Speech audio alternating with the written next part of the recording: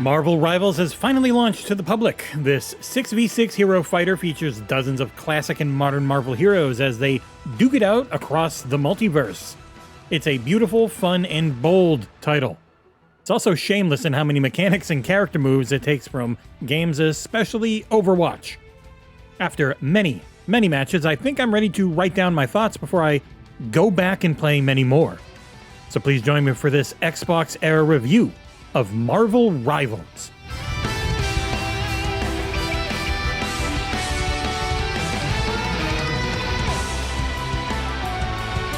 There's a stunning amount of lore baked into this title that you will most likely never engage with. It's smart though, as my kids got so deep into Fortnite that I can already see them being pulled in on this one. It all began with two Doctor Doom variants, one from the 2099 timeline and one from before, having an experiment go wrong. It causes a multiversal issue known as the Time Stream Entanglement. How creative. This makes a series of chronoverses that have a familiar though slightly different version of many of the characters we all know and love. You have various plot lines like Wakanda taking to the stars and becoming a galactic empire as the backdrop for various levels. There's a lot more, including plots for Spider-Man, Iron Man, Scarlet Witch, Doctor Strange, and that's right. Spider-Man is finally back on Xbox, and thankfully he looks and plays amazingly. For now, during Season 0, which they say will be half the length of a normal season, it's all a chaotic but enjoyable mess. I might not really know what's going on or why these things are happening, but I'm enjoying the hell out of it. It is incredibly anime, with a focus on pulling in players of all ages, and that goes for the gameplay as well. Some may call Marvel Rivals a shameless Overwatch clone, even if they miss their slam dunk jokes on Twitter and then have to delete them. Even if, you compare it to Overwatch and other hero and brawler shooters and whatnot, it's so much to take in at the start. You've got 3 hero archetypes with 33 characters among them. First, you have the Vanguards, aka the tanks. You've got Thor, Captain America, Groot, Magneto, Doctor Strange, Penny Parker, and Venom. For strategists, aka your healers and support, there's Rocket Raccoon, Jeff the Land Shark, Loki, Mantis, Luna Snow, Cloak and Dagger, and Adam Warlock. For duelists, the damage-focused classes, there's a lot. There's Spider-Man, Iron Man, Magic with a K, Hela, Punisher, Black Panther, Star-Lord, Storm, Namor, Winter Soldier, Scarlet Witch, Black Widow, Hawkeye, Iron Fist, Moon Knight, Psylocke, Squirrel Girl, Storm, and Wolverine. It is a lot to try and understand in your first few dozen matches. Everyone plays differently, with long, mid, and short distance options spread throughout all of their toolkits. How everyone heals is vastly different. The way tanks are meant to survive is very different. And who your damage class can focus on will take serious commitment to learn. Balance isn't the best right now, which is absolutely to be expected. And characters like Jeff the Landshark can feel mightily overpowered at times. Though I have found that Cloak and Dagger is my preferred main as a strategist. Every character also has a tutorial to play through, as well as easy access to what active and passive abilities they have at the press of a button. If you have any familiarity with Overwatch, then characters like Luna Frost, who has a similar toolkit to Lucio in a very few distinct ways, and more, will be quite easy to learn. There are also difficulty ratings given to each character, and I swear they're based on how original their kits are. There's also a bigger emphasis on melee in Marvel Rivals than in Overwatch, and this is where the always third-person camera perspective can both help and hinder. You've got flying characters like Storm and Iron Man, while they're up in the air, you get that great use of the extra field of view. But I did find it a little tougher with tanks and melee characters, at least at first.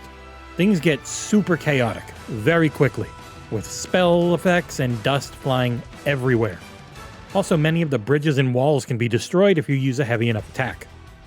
All characters, of course, have an ult, and much like very early Overwatch, some of them are super OP right now. I mean, it's not completely broken, but things like Adam Warlock's Team Res or Scarlet Witch's Chaos Explosion can very quickly turn a win into a loss, or vice versa. I mean, honestly, to break down every character, it's going to take like 15,000 words, and thankfully the game does a pretty damn solid job of just letting you learn them outside of having to play the fights. It's also quite excellent at encouraging teamwork, which has been welcome to see as it is not always the case in objective-focused titles like this. Most missions see you fighting for control over points or moving payloads. Very familiar, seems decently balanced for the offense versus the defense, and again, it's pretty shamelessly aped from previous titles in the genre to excellent effect. And like most of them, Marvel Rivals is a free-to-play microtransaction-focused live service game. One place it does differ is that, much like Halo Infinite, the season passes will not expire. It is a really big change from most other titles, and I can only really think of Halo for being a major one that's done it recently. There are also, I think, 3 currencies right now. Thankfully, all of them do convert 1-to-1 to get you cosmetics. I have not seen any pay-to-win or skip mechanics, and there's nothing that is gameplay affecting to purchase. Everything is just a skin or another cosmetic item, and yes, they are expensive. Valorant, Diablo 4, and many other fans will be used to single skin or bundles starting roughly around $20 US. It's always a shock to me, though, for one of the few times in my life, I was tempted for a moment to get the Deadpool and Wolverine skin. It's really good.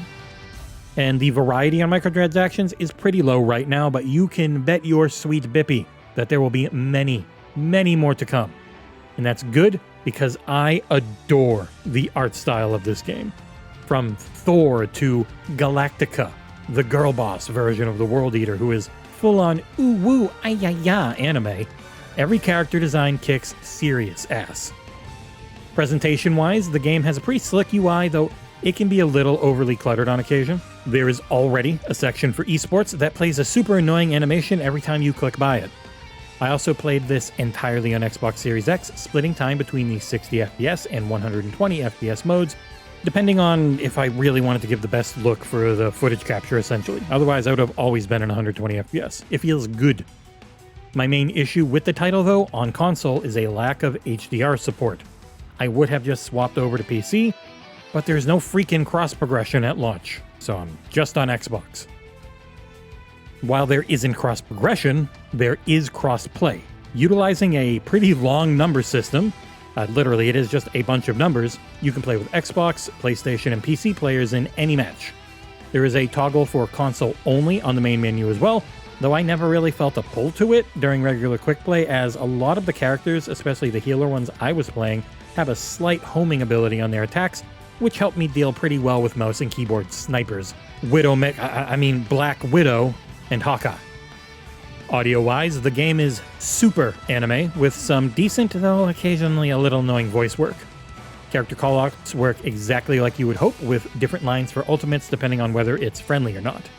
There's also a lot of location and character-based dialogue between heroes that helps out these new worlds and stories.